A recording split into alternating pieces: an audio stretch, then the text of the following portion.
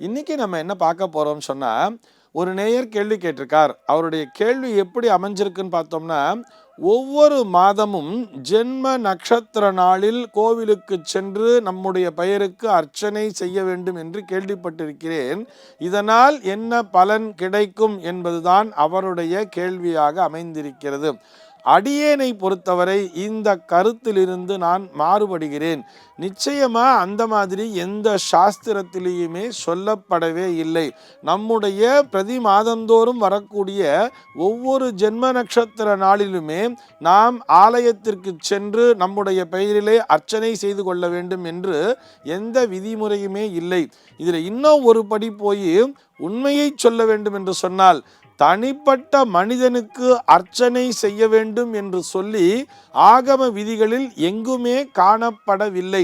எந்த ஒரு தனிப்பட்ட மனிதனின் பெயரிலும் ஆலயத்தில் அர்ச்சனை என்பது செய்யக்கூடாது.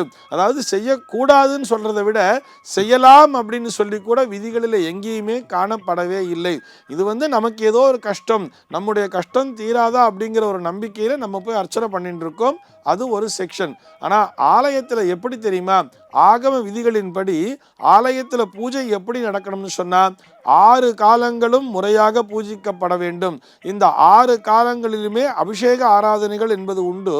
இறைவனுக்கு மாத்திரம்தான் தீபாராதனை, அர்ச்சனை என்பது இறைவனுக்கு மாத்திரம்தானே தவிர நம்முடைய ஒரு தனிப்பட்ட மனிதனுடைய பெயரை சொல்லி இவருக்கு இந்த நன்மை நடக்க வேண்டும், அதனால் இந்த அர்ச்சனையை செய்கிறேன் அப்படின்னு சொல்லி எங்குமே அதற்கான விதிமுறைகள் என்பது காணப்படவில்லை.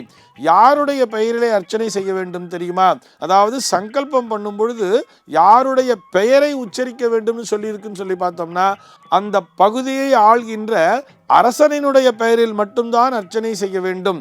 எதற்காக என்று சொன்னால், இந்த அரசன் என்பவன் மக்களினுடைய பிரதிநிதி. இது எல்லாவற்றையும் விட ஆண்டவனுடைய பிரதிநிதியாகவே அரசன் பார்க்கப்படுகிறான். அதனால ஆண்டவனுக்கு அர்ச்சனை செய்யும் பொழுது அரசனுடைய பெயரை சொல்லி அவனுடைய பெயரை சொல்லும் பொழுது அவனுடைய மக்கள் அனைவரும் அதற்குள்ளே வந்து விடுகிறார்கள் என்ற பொருளிலே அரசனுடைய பெயரை மட்டும் சங்கல்பத்திலே சொல்லி அர்ச்சனை செய்கின்ற பழக்கம் என்பது வந்ததே தவிர, மற்றபடி அர்ச்சனை என்பது ஆண்டவனுக்குத்தானே தவிர தனிப்பட்ட மனிதனுக்காக நான் இந்த அர்ச்சனையை செய்கிறேன் என்று ஆலயத்தில் சொல்லவில்லை. சரி, இப்போ இந்த நேயருடைய கேள்விக்கு நாம் வந்து விடுவோம். அவர் என்ன கேட்கிறார்னா, ஒவ்வொரு மாதமும் என்னுடைய ஜென்ம நட்சத்திர நாளிலே நான் அர்ச்சனை செய்ய வேண்டுமா அப்படின்னு சொல்லி கேட்கிறார். அதுபோல அவசியமே இல்லை. உங்களுடைய ஜென்ம நட்சத்திரம் என்னைக்கு தெரியுமா? ஜென்ம மாசம் என்பது எப்பொழுது வருகிறதோ, ஜென்ம மாசத்தோடு கூடிய, உதாரணத்திற்கு சொல்லணும்னா, ஒரு மாசி மாதத்திலே ஒரு திருவாதிரை நட்சத்திரத்திலே பிறந்திருக்கிறார் அப்படின்னு எடுத்துட்டோம்னா, மாசி மாதத்திலே திருவாதிரை நட்சத்திரம் நாள் என்றைக்கு வருகிறதோ அன்றைக்குத்தான் உங்களுடைய ஜென்ம தினமாக பார்க்கப்படுகிறது. அன்றைய தேதியிலே நீங்கள் விசேஷமான பூஜைகளை செய்து கொள்ளலாம். ஆனால் மாசம் போகணுங்கிற அவசியமே இல்லை. மாதந்தோறும் வரக்கூடிய ஜென்ம நட்சத்திர நாள் என்பது எந்த விதத்திலும் உங்கள் மீது ஒரு தாக்கத்தினை உண்டாக்காது. சந்திராஷ்டம நாள் மாத்திரம்தான் ஒரு தாக்கத்தினை ஏற்படுத்துமே தவிர, அதாவது முதல்ல இந்த அடிப்படையான ஒரு விஷயத்தை புரிஞ்சுப்போமே. நம்முடைய ஜென்ம நட்சத்திரம் அப்படிங்கிற ஒரு விஷயத்தை சொல்றோம் இல்லையா, அது எதனை கொண்டு தீர்மானிக்கப்படுகிறது தெரியுமா? நீங்கள் பிறந்த நாளிலே, அதாவது நாம் பிறந்த நாளிலே சந்திரனானவர் எந்த நட்சத்திர காலிலே சஞ்சரித்து கொண்டிருக்கிறாரோ அதைத்தான் நம்முடைய ஜென்ம நட்சத்திரமாக நாம் சொல்கிறோம். அதாவது உதாரணத்திற்கு இன்னைக்கு பஞ்சாங்கத்தில் பார்க்கும் பொழுது இன்னைக்கு ஒரு பூரட்டாதி நட்சத்திரம் அப்படின்னு கொடுத்துருக்கான்னு சொன்னா, இந்த பூரட்டாதி நட்சத்திர காலிலே இந்த சந்திரனானவர் பயணித்து கொண்டிருக்கிறார். அந்த பூரட்டாதி நட்சத்திர கூட்டத்திற்குள்ளே சந்திரன் பயணித்து கொண்டிருக்கிறார் என்பதுதான் அதற்கான பொருள். இன்றைய தேதியில ஒரு குழந்தை பிறக்குதுன்னு சொன்னா அதற்கு பூரட்டாதி நட்சத்திரம் என்று நாம் தீர்மானித்து விடுகிறோம்.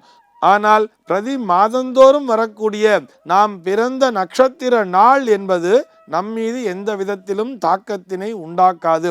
அதே நேரத்திலே நம்முடைய ஜென்ம தினம் என்று வரும் பொழுது நாம் எப்படி பூஜிக்க வேண்டும் என்று சொன்னால், நம் வீட்டு பூஜை அறையிலேயே நாம் பூஜித்து கொள்ளலாம்.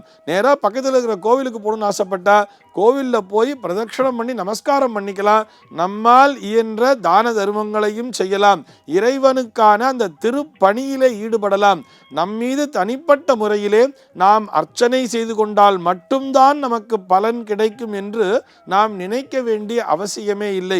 ஒரு ஜென்ம தினம் அப்படின்னு எடுத்துட்டா பக்கத்தில் இருக்கிற கோயிலுக்கு போனோம்னு சொன்னா சுவாமியை போய் நமஸ்காரம் பண்ணமா, பிரதட்சணம் பண்ணமா, அந்த ஆலயத்திலே நம்மால் இயன்ற ஒரு திருப்பணியை செய்தாலே போதுமானது.